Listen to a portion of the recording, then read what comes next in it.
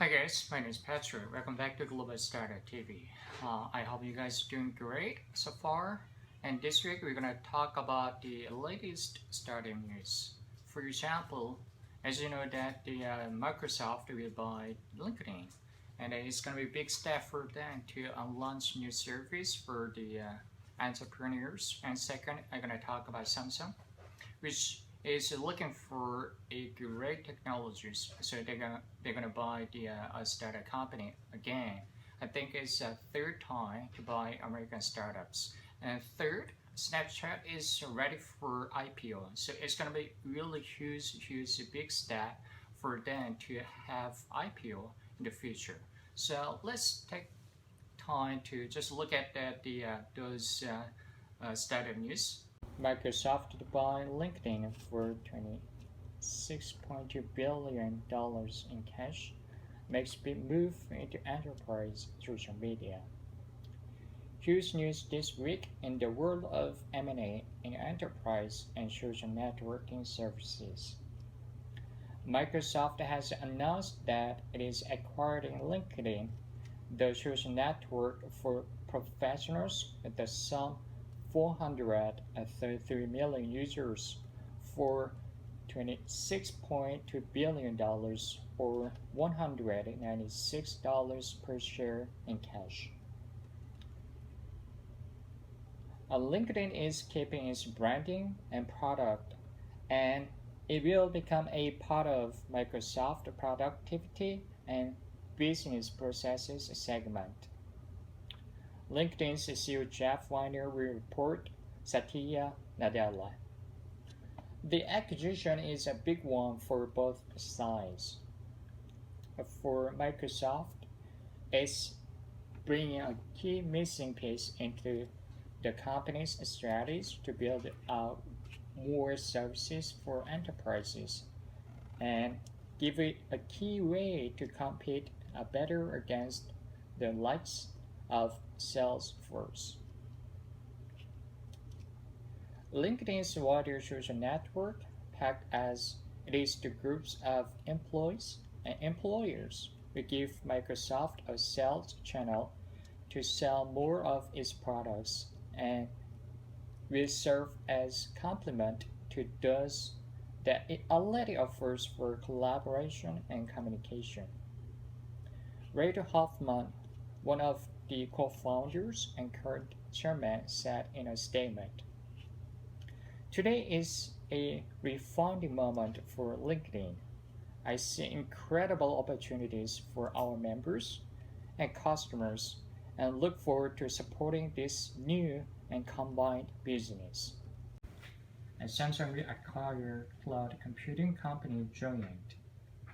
Samsung Electronics announced today that it has agreed to acquire cloud computing company Joyent.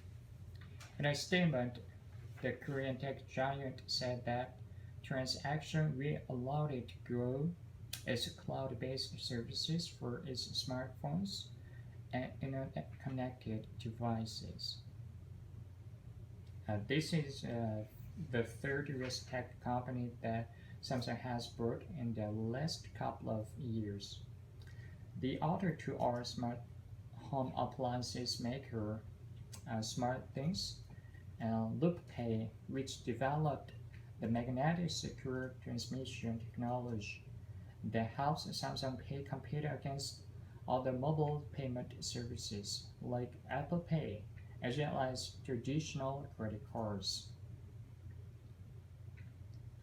As a result of this acquisition, Samsung will become an anchor tenant for Joyent Triton and Mentor solutions and will help fuel the growth of our team and the expansion of our worldwide data center footprint.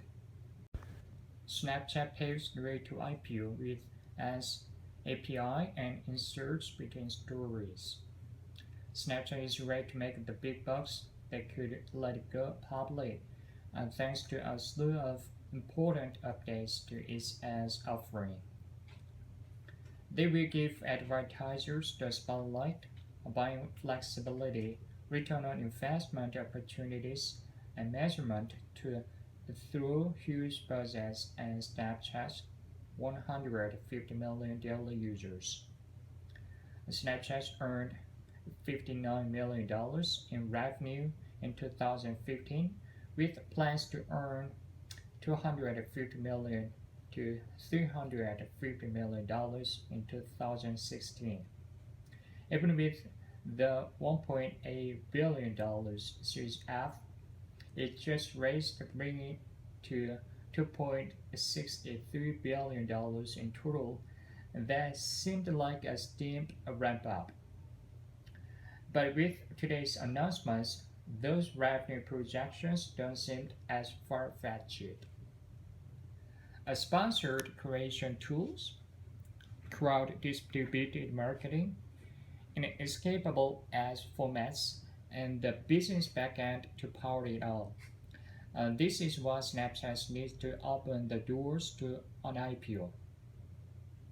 Okay, so you guys have really productive and informative time with me, and we just talk about the three startup news.